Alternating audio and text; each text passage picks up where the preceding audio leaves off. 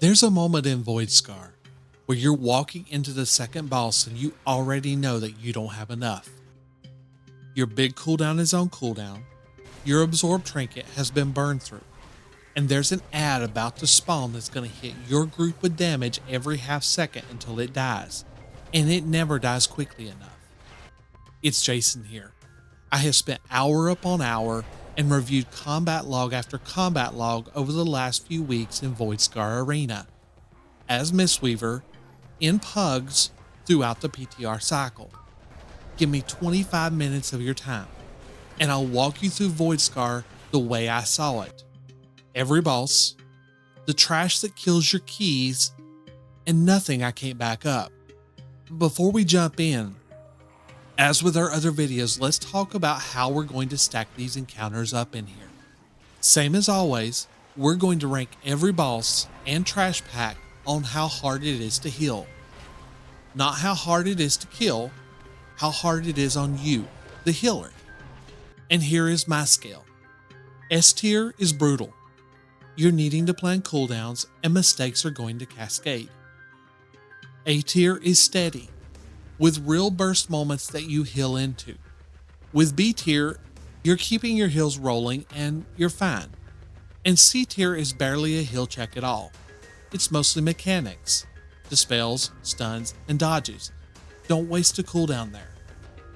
Tier pops up in the corner as we go, the full board at the end.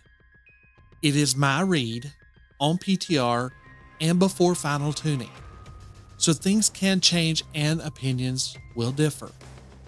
Now, one thing that'll show up when we get to the final board, the bottom of it is nearly empty. Voidscar is full of D tier trash that are great for funnel, but not really great for conversation. However, it barely has any pulls that aren't consequential. The pressure comes from what is stacked together, not from any one mob type. And that's why this dungeon wears on you, which means what you bring in with you matters more here than most places. In Voidscar, there are a few things to have in your toolkit. Bring your dispels. You've got magic covered, but if you can, bring poison dispels in your party as well. You're going to want single target and AoE stuns and disrupts. These are mandatory. Soothe abilities are great to have, but they're not mandatory in here. And snare removals have a minor niche use case in here also.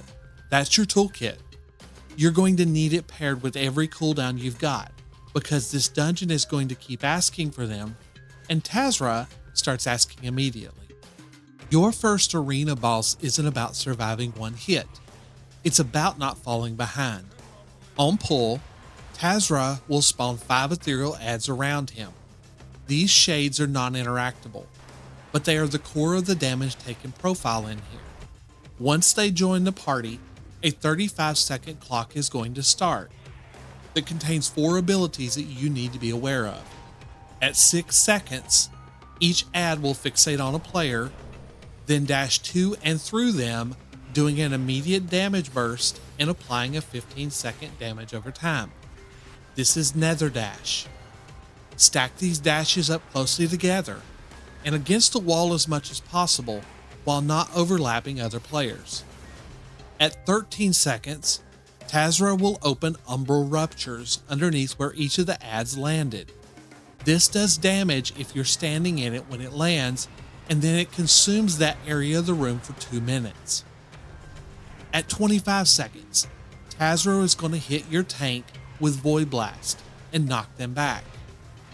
Finally, at 31 seconds, Taz'rah will explode the ruptures with Dark Bloom, doing group-wide damage and sending 6 orbs from each rupture flying in evenly spaced directions. We've seen a similar mechanic with Viceroy Nazar in Seed of the Triumvirate in Season 1. Get clipped by the orbs and you're gonna feel it. Taz'rah will repeat this set rotation of dashes, ruptures, tank hit, then orbs for the entirety of the fight. Now, a few notes on this. During Nether Dash, don't cross the streams. Ensure you are in your line and yours alone. Otherwise, you will take multiple immediate hits followed by multiple 15-second dots. You also cannot combat drop the dashes. Here's an example of a paladin and a hunter taking multiple dashes, 2 for the hunter, 3 for the paladin tank. The damage taken immediately and over the next 15 seconds is considerably higher than the group's baseline. Additionally, if a player goes down and you don't have a battle res, the dashes will still target someone. As such, someone in your party is eating multiple dashes, instant damage, as well as dot, on top of being down a player. This fight is going to get harder for the people who are left right when you can least afford it. From my seat, this is a healing marathon. I am working to keep my group topped from the moment the dashes go off until immediately after Dark Bloom. That is a 29-second healing window, and that's only if the group navigates the orbs without getting hit. Then I'm going to get 6 seconds of reprieve before the next window, and we're going again. So go into Taz'rah with everything available, and don't overspend cooldowns early or you may not catch up. Taz'rah is S tier due to this sustained pressure. Our next arena fight doesn't have the precision movement requirements, but that fight makes up for it with Burst Rot. Atroxus is Rot end to end, and he brings in a friend to toss more Burst Rot on top of it. This Goliath has 4 major abilities that cycle over a 50-second rotation with some targeted deviations.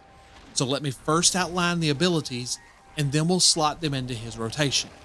First off, Poison Splash, where he does group-wide poison damage over several seconds and throws out poison pools, which if you're standing where they land, you'll take even more damage, so move your feet. Now notably, a couple of things about that. The pools are going to persist for a minute, and each time that you step in them, you get a 5-second poison dot that doubles as a 30% haste down. Now he's also going to hit your tank with Hulking Claw, a tank hit that cannot be avoided. Then we have Noxious Breath, where he's going to target a random player and direct a conal attack at them after a few seconds. Again, move your feet. Then we have the one the healers dread, Monstrous Roar, which does a moderate group-wide fizz hit, but it calls a Toxic Creeper ad from the closest of the 2 poison pools on the left and right of the arena. This ad must be hard swapped to and nuked down immediately. From the second this ad is up until it dies, it is ticking heavy rot damage with Toxic Aura on your entire group twice per second. The only thing that stops it is killing it, and as I mentioned at the top, it never dies quickly enough. Additionally, if it reaches your tank, it stacks a 50% nature damage taken debuff on them that persists for the fight. So tanks, kite like your health bar depends on it, because it does. I'd like you to see the shape of this fight. As you can see from end to end of this fight, there is constant damage with no reprieve. There in the middle, you can see 2 high damage plateaus. Those are the Toxic Creeper windows, semi-flat stretches where everybody's just bleeding. And the length of that stretch is however long your group takes to kill that ad.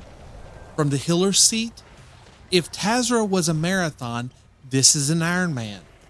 So save your cooldowns for Toxic Aura if you can.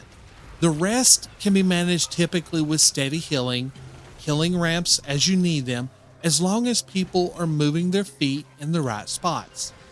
So the cycle is this: poison pools, tank hit, tonal, pools again, tank hit again, roar, kill the ad, tonal, then repeat. So the deviation we mentioned is that the second breath is delayed around 10 seconds for time to deal with the ad. This is our second arena boss in a row that slots in as S tier. It's the Rot. End to end, there's just no other way to classify it.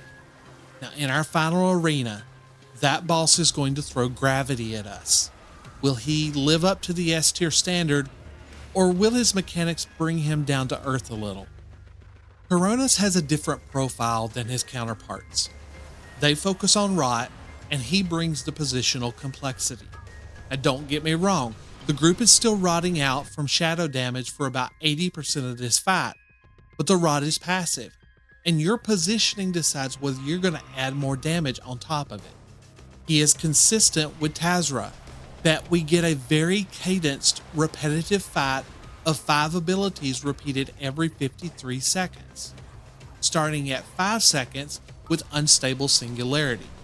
This is going to create 3 gravity singularities in a triangular shape near the center of the arena. They have a gravity effect, constantly pulling you towards them, and while they pull, they tick passive rot. At 17 seconds, he's going to do a Cosmic Crash, targeting all party members, and 4 seconds later hitting them with a burst damage hit, spread for this. At 28 seconds, he attaches 3 gravitic orbs to each DPS with a caveat that we'll discuss later. These orbs follow the DPS and must be kited into each singularity to explode and despawn both. And while these are being kited, at the same time at 34 seconds the tank is going to need to turn a frontal called Dark Waves away from the DPS who are kiting the orbs. Finally, at 43 seconds, he will fixate a player for Void Cascade, and a few seconds later launch 6 projectiles at them channeled 1 per second. You either need to immune these if you have it, or strafe at a distance parallel to the boss to avoid them. And once he's done with this, he will start that same cycle over again. I do have a few extra notes here. The singularities pulse the gravity effect equally, which means the center of that triangle is neutral ground, because you are being pulled equally in the 3 directions. So this is the only area in the arena that you can plant and heal without it pulling you.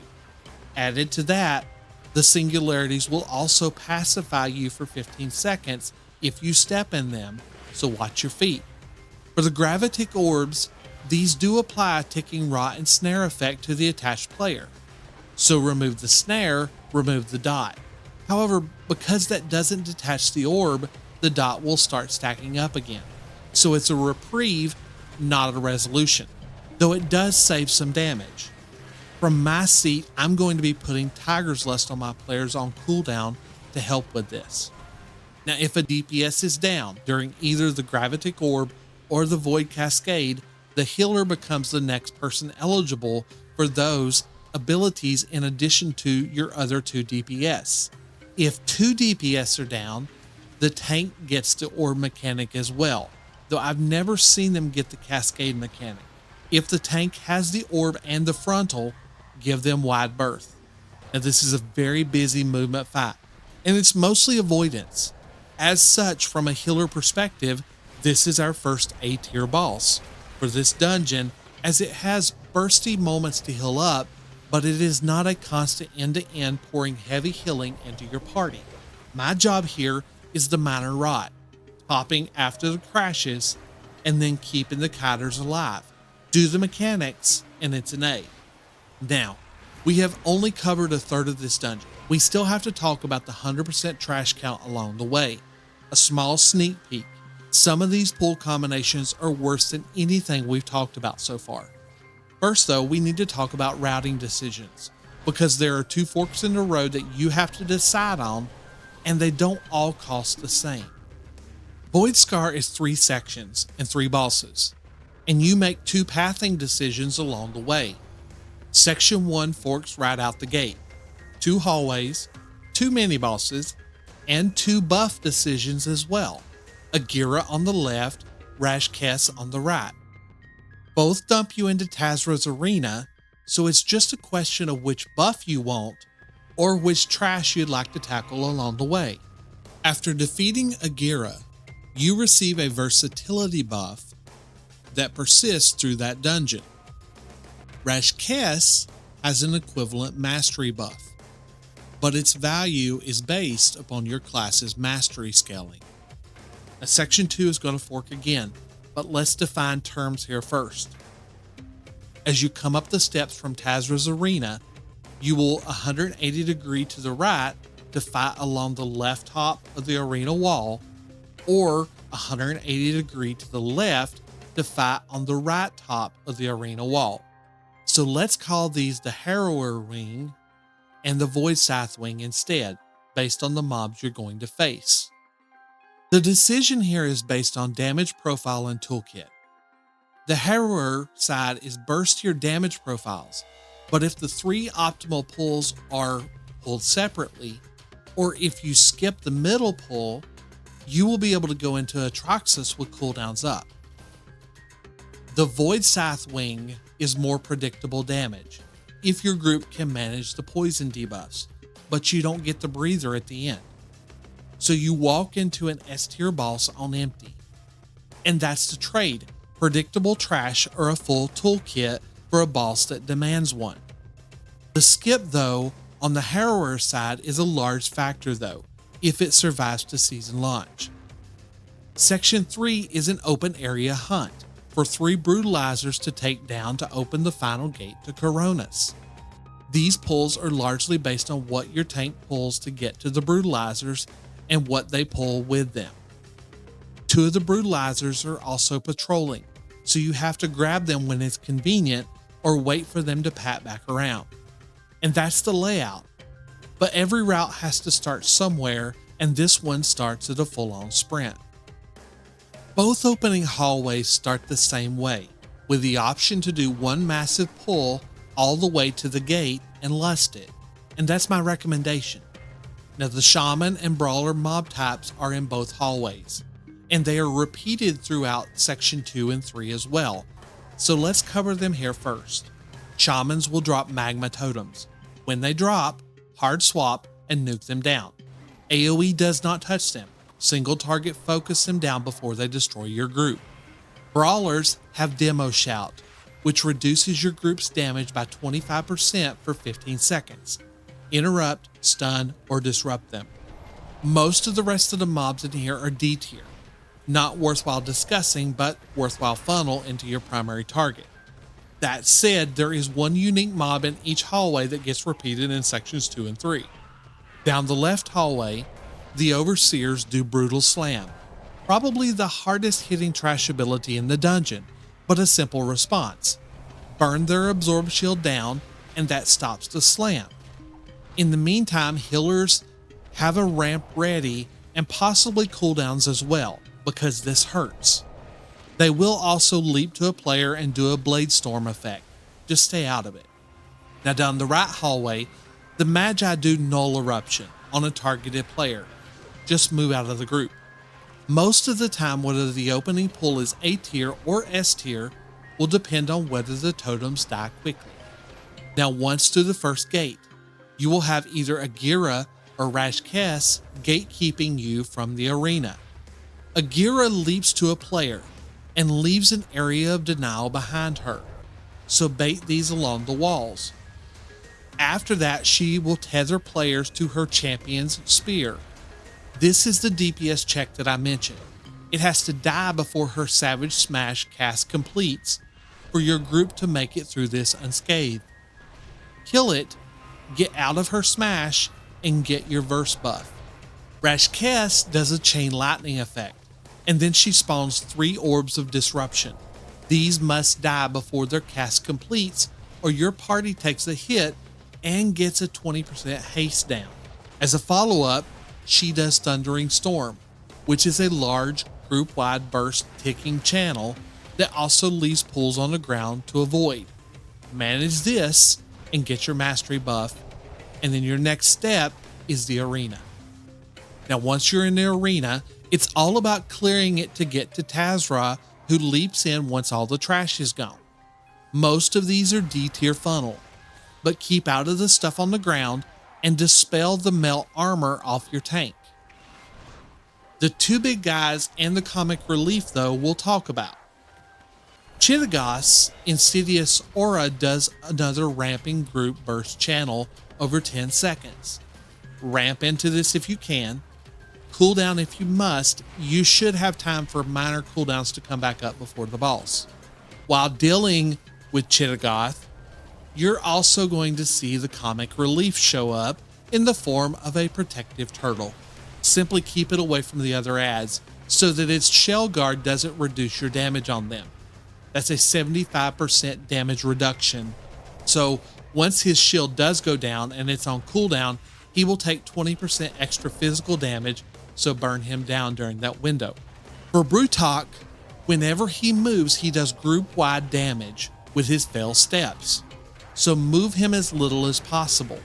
The tank should bait his smashing charge into a wall to maximize DPS uptime on him, but stay out of the way of that charge if not. Arena Trash is B tier across the board, except Chittaghoth. He's edging on A tier. Now in the Harrower Wing, you have 3 pulls, unless you skip the middle one, and each of these should probably be taken separately. Pull 1, stun or interrupt the Screamer's Mad Shriek, Fear, so you don't lose 75 seconds of your timer, and hard swap to the Shaman's Totems returning from Section 1. The new mob, the Harrower, has some new mechanics. The group should stack for Sky Strike, and then move out of the follow-up. Then the Void Beam targeted player should move away from the group and pop a personal if you have it. This is an A tier pull. Pull 2, you have the Overseer, Shaman, and Brawler, all of which you have seen if you went left downstairs. This is Prio the Totem and the demoralizing Shout Stop, as well as healing through the brutal slams and nuking the Absorb off the Overseer. On PTR, this pull can currently be skipped on the left by hopping over the stairs. We'll see if that makes it to live, or whether count or timing will still decide whether we want to tackle this pull. Pull 3 is another Harrower. Same deal. However, here is where you get your cooldowns back for what's coming next. The Voidscythe Wing is 3 pulls as well, all with poison. Pull 1, returning Totems and Fears. Same priority. As well as the Voidscythe, which drops 3 poisons on your group. This is A tier, but manageable. Pull 2 is 2 of these Voidscythes, and some D tier funnel. Poison coverage is constant here, and some players will have 2 stacks.